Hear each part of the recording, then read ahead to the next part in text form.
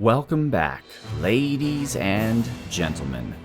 I am Marcus Aurelius, and this is Dominions 4, the Thrones of Ascension. We are Ulm, and we are forging ahead. And we can finally start playing the game. I'd like to introduce you to our starting commanders. We have Barabel, who is our first commander of Ulm, and Barabel is actually going to become our prophet, which will make him a priest of level 3, allow him to claim thrones. He can divine bless, but we're never going to be doing that because we don't have any sacred troops. But he can smite and sermon of courage, which he will be doing. Our scout is not being named from the list, but actually I'm going to call him Batman for old time's sake, because I always had a Batman in my previous Dominions LPs. And my good friend Grumzub requested that Batman make an appearance in this one as well.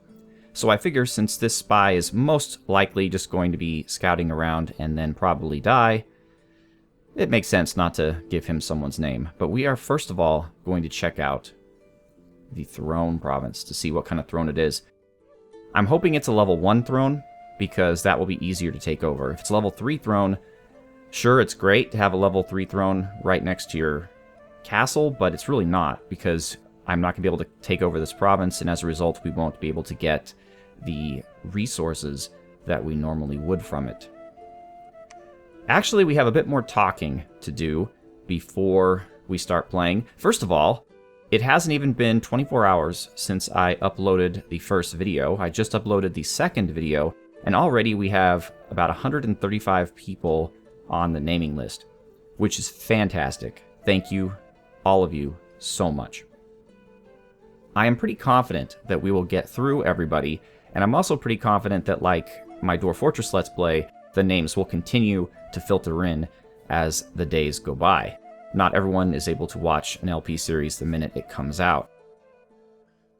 However, I have been putting some thoughts into distributing the characters out.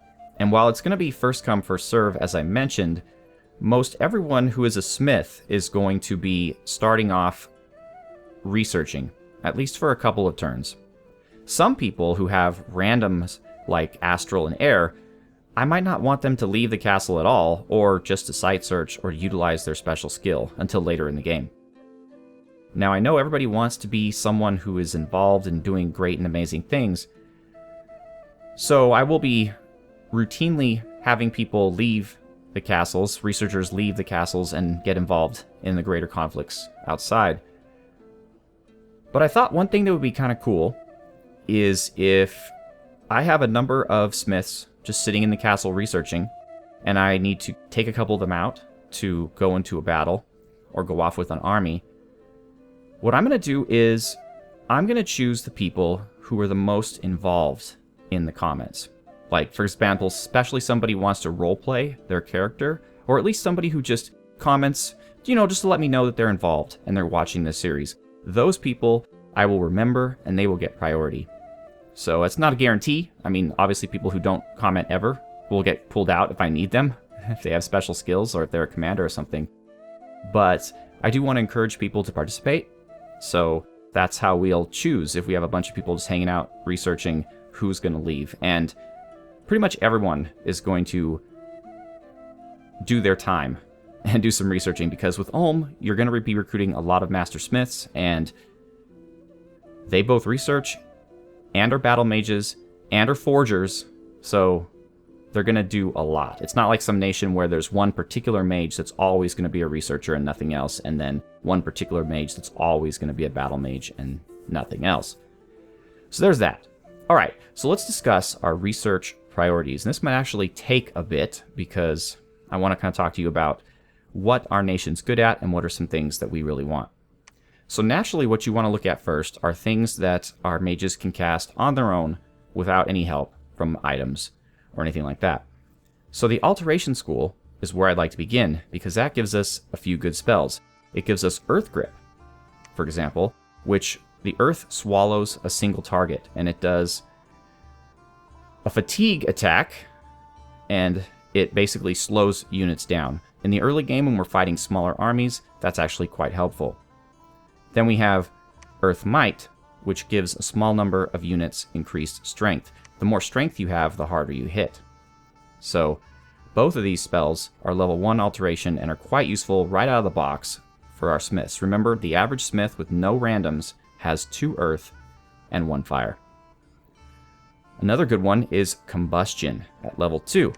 That is a really long range attack that lights a unit on fire, and it's also ignoring armor.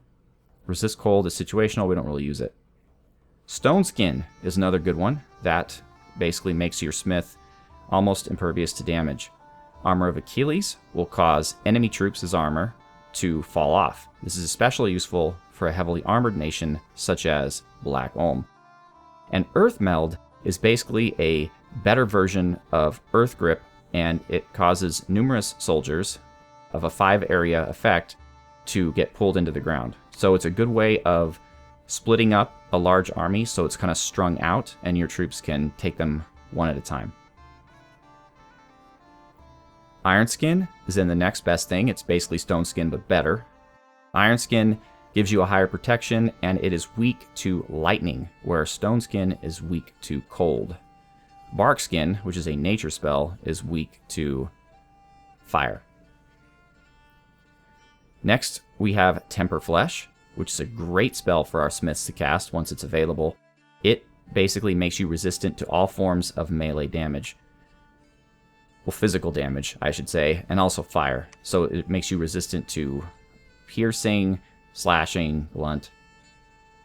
Destruction is like Armor of Achilles, but it's a much larger effect. And then Curse of Stones. Now, you know I mentioned earlier that our nation is going to be needing gems for a lot of the really good Earth battlefield spells. Well, this is one of them. With 3 Earth gems, so even a Bloodstone won't be able to cast this spell.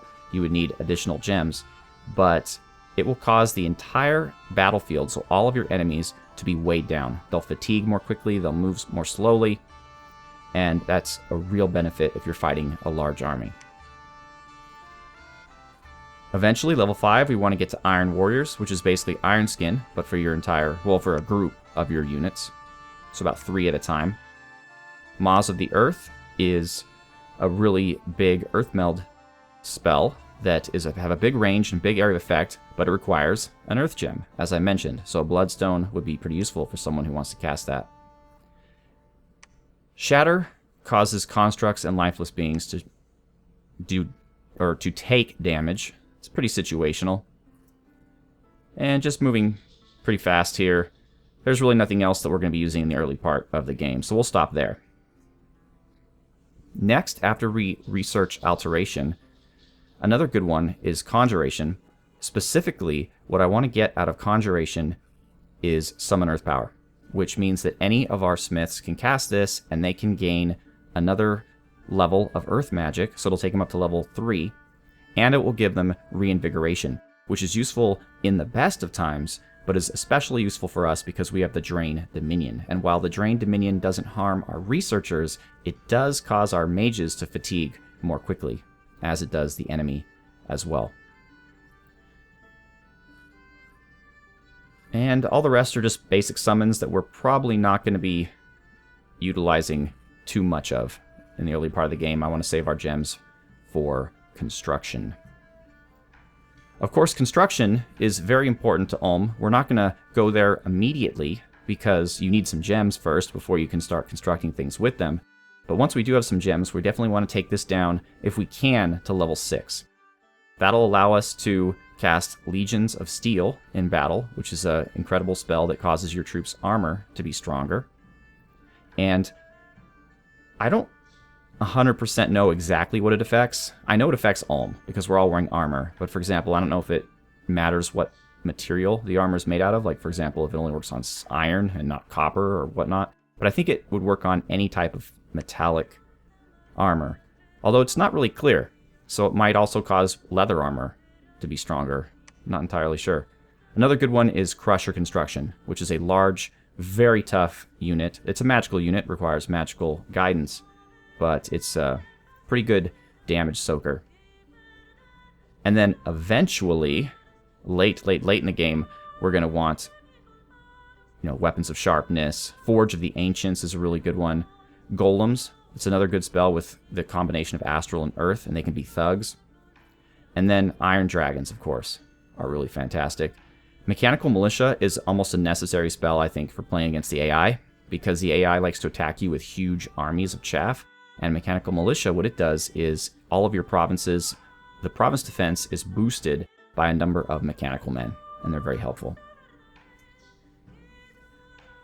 Some other good spells for us. Evocation, we're not going to research right out of the gate.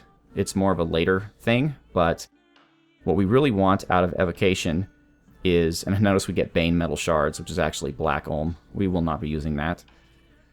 Iron Darts is not that useful, I find, because it's not really a large enough scale, but what we want is we want to get down to Iron Blizzard at level 6 Evocation. Iron Blizzard is basically just a souped up version of Blade Wind. It's armor piercing, and our priest smiths and black priests can cast it. And of course, by the time we get there, we'll also have Blade Wind as well. And Earthquake, if we choose to use it, and we have a 4 Earth guy. Enchantment is not a really big Earth school, but we do have Strength of Giants, which is pretty good. Again, increases the strength of a large portion of your army. Other than that, we don't really have much. Riches from Beneath is a pretty good spell for late game. It gives you a lot more production in all your provinces. Thaumaturgy. Iron Will is a pretty good spell. Your troops have relatively low morale. Iron Will boost that. Actually, no, I'm sorry. It doesn't improve morale. It actually helps them resist magic. Very useful in a multiplayer game. Not as useful in single player. Gnome Lore is pretty good. It allows you to remotely site search, but we're going to be doing a lot of manual site search.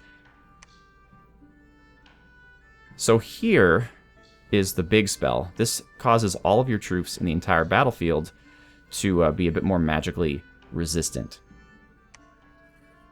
And that is an Ulm-specific spell, 3 Earth. So your smiths with the Earth Boots or summoning Earth Power, or your 3 Earth Smiths can cast that. We're not going to be casting any blood magic. And that about sums it up early game. We're going to start with Alteration. And as far as recruitment, we're going to just get the Master Smith train rolling. We're going to repeat that. And I'm going to start off by recruiting a few of these shield guys. We're going to get 5 out, it looks like, with our current production. And I think that's pretty good for us. We could look, let's see, we have 200 gold in the treasury. We can see what mercenaries are available. The fishermen, they're good for getting into the sea, but I don't know if 25 men can necessarily take out this province, and even if we could, I'm not necessarily sure we could defend it.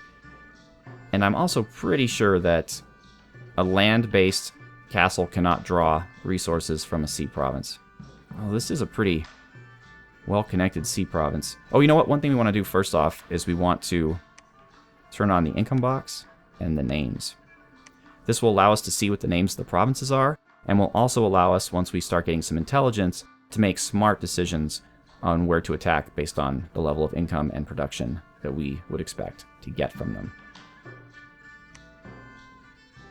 Take a quick look at our thrones. So our level 3 thrones are the Throne of the Sun, which gives your domain heat, order, and growth. Well, we have max order and growth, so this won't help us much. The heat will set us to neutral because we're at 1 cold, and it gives you 3 fire gems. Next we have the Throne of Eternal Suffering.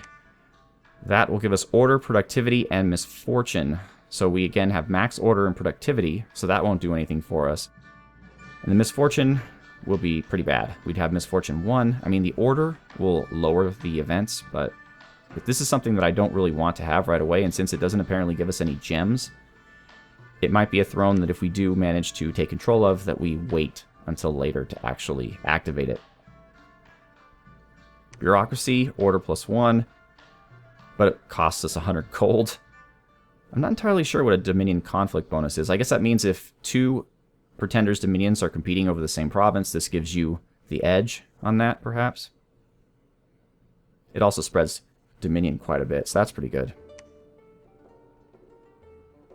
You know, one possible tactic is to play with only 2 order and 2 production, as it seems like there's a number of thrones that give you that boost up to 3, and I don't think there's any boost beyond that. So, for example, if you have 3 and you get a throne that gives you +1, I don't believe that actually gives you like +4 or anything.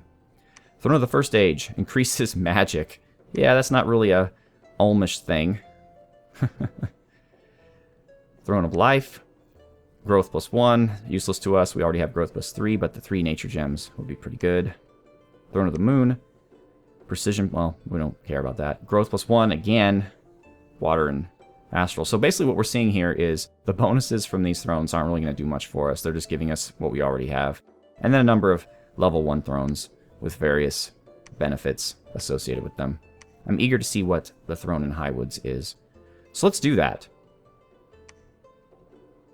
All right. Who do we have here? So we, of course, have Barabel is now our prophet. Shinuyama has Kiyotsune, the Bakemono general. Xibalba has Xbalanque, the Mooch Aja. Riley has Nabu Shjumakin, the Illithid lord. And Black Ulm has Griffek, the commander of Ulm. Alright, cool. So, this is... Okay, so it's not a pretty strong throne. It's only got heavy infantries, militias, archers, and light infantries. That's not bad. It's the Throne of Life. It'll give us 3 nature gems, which is actually fan-frickin-tastic. The growth +1 doesn't do much for us. Alright, so we know what that is, Throne of Life.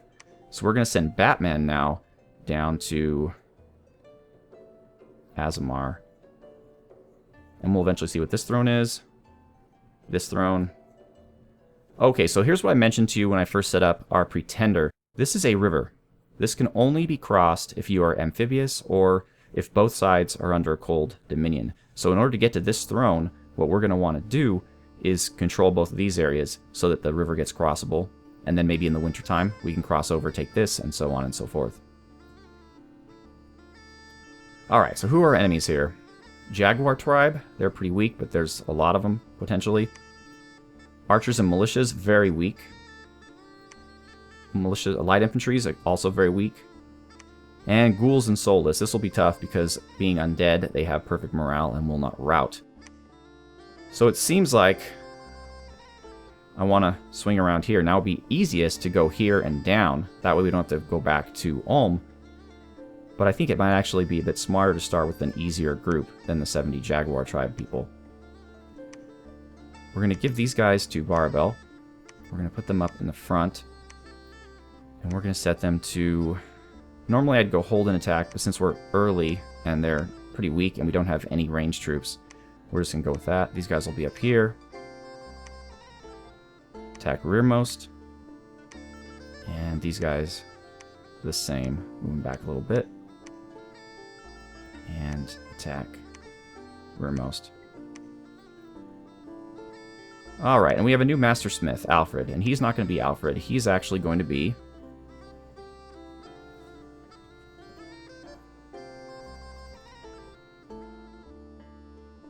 Miskatonic 81. Welcome to the team. Unfortunately, Miskatonic, you are old. Now, our growth dominion will prevent you from getting old age afflictions, but eventually that will happen. Not much value here. Okay, so Barabel, you are going to go... You know what we'll do? We'll go down here and then up. So we'll send you down here. And as far as recruitment, we are going to recruit some Arbalesters and continue recruiting Master Smiths. If we're lucky, we'll find independent scouts or independent commanders in this province here. And we still want alteration. Our goal for this round of research is to get to... Do I want to get all the way to level 4? Level 3 for right now, just to Ironskin. Alright. Oh, one quick note. Some people suggest that you can play Ulm without high production scales. I'm not doing that, but their rationale for saying so is because Ulm has actually pretty good province defense. So rather than having large mobile armies, you would just spend your incredible income on raising province defense higher than it normally would be, and maybe back up the province defense, which is renewable if you win the battle, with a couple master smiths. So you'll see us doing that in some cases because I'm going to have to defend choke points. We're definitely going to spend the whole game being outnumbered by our enemies. So judicious use of province defense is going to really help us in that regard. All right, I think we're good for right now. All right, let's take a look at our battle. Omikria. All right, we're going to move this a little bit faster. Oh, I forgot to command him, but he's doing what I wanted to do anyways, which is Sermon of Courage and Smiting. Looks like they had more than we expected here. They have a Azure Mage, which is a level 2 water unit, so you can see he's desiccating our guys, which fatigues them. And for some reason they have a Jotun Axeman. That's pretty strange. Hopefully that does not impede our ability to win this battle. And does not. Our Axemen were able to our Hammermen. Our Axemen were able to sneak in behind and take them out. So what we lost here was only 3 infantries. Not bad. Not bad. Alright, let's take a look at our new province. 3 coins, not bad. Income of 65. It is a mountain, border mountain, and farmland. And it has a heat dominion. Interesting. Alright, Barabel, we're going to have you Sermon of Courage, and then Smite. Excellent. Alright. Oh, we only have 3 of these guys left, huh? That might be asking too much to try to take out these archers and militia, but we'll see. So we have a ghoul here, Merkul, leading the ghouls. That's interesting. Let's, I guess we'll go down to Devon. I want to eventually get over here, but I'm closer to this one, so. Alright, we're going to send you up here. We'll province defense this. For right now, we'll go up to 20. Or some of our more defensible provinces that we would prefer to defend. I might even go up as far as 50. Again, Ulm has pretty decent province defense at the higher levels. As far as this, we have Herman. You are not going to be Herman. You are actually going to be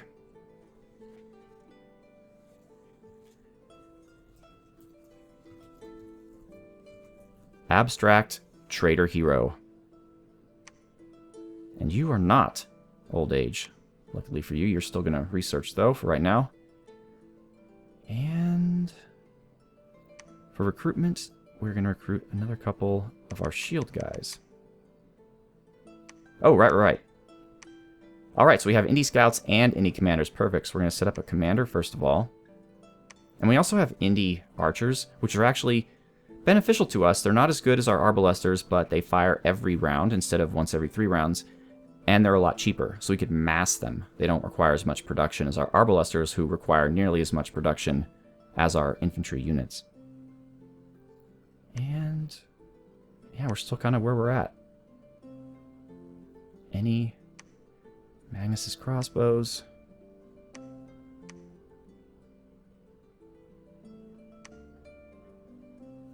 Alright, let's give that a try. We'll bid 150. You know, I occasionally get outbid by the AI. They're pretty willing to spend money to get what they want. So we'll see how that goes. Alright. Alright, hopefully this battle was going to go well for us. Tibernius is now the prophet of Python. Again, we are a little weak in the front. Hopefully Barabel's magic will stem the tide. This should not be too big of a problem. Their archers aren't going to be able to get through us. Yeah, their infantry's already fleeing. And we are now converging upon them down here in the middle.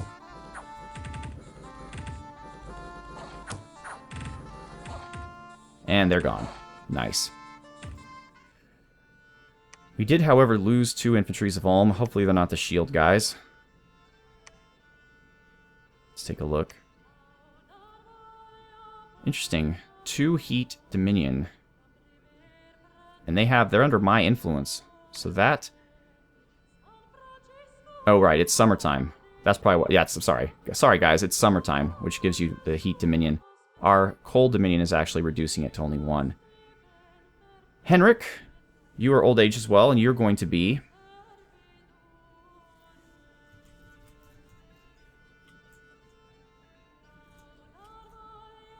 Geralt of Rivia. Good old Geralt. You know, it's kind of funny because I actually did some smithing with good old Geralt in The Witcher 3. I had 1 set of pretty much every kind of Witcher armor. Apparently we did not win Magnus, as I said. We are occasionally outbid, and in this case we were. We're going to move up a defender here. Or a defender, I mean to say a indie commander. And this indie commander is going to be... Oops.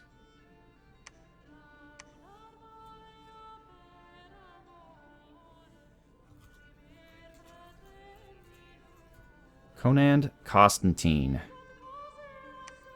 We're going to be seeing a lot of indie commanders of this nation because we're going to be using our castles to produce mostly smiths.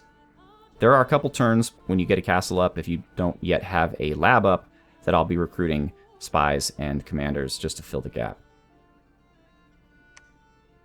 Alright, and Barabel is already on the hero board, and he has lightning reflexes. So you have increased defense skill of 16. That's really good defense skill, actually. So congratulations. And also you have slight reinvigoration due to our high level of earth magic. Alright, ladies and gentlemen. Well, that is the end of our first actual episode of gameplay. I was hoping that I'd be able to get an expansion army out in the following turn. Looks like I'm going to have to wait. I don't want to send these guys against the Jaguar Warriors all by themselves. They've been kind of whittled down a bit. But we will fill up our... Well, we could send a couple of our smiths. That'll slow down research, but... We have level 1. So we have Earth Grip and Earth Might. Well, maybe. I'll think about it and determine what I'm going to do next episode. So once again, ladies and gentlemen, I am Marcus Aurelius. I would like to thank you so much for watching. Have a good one.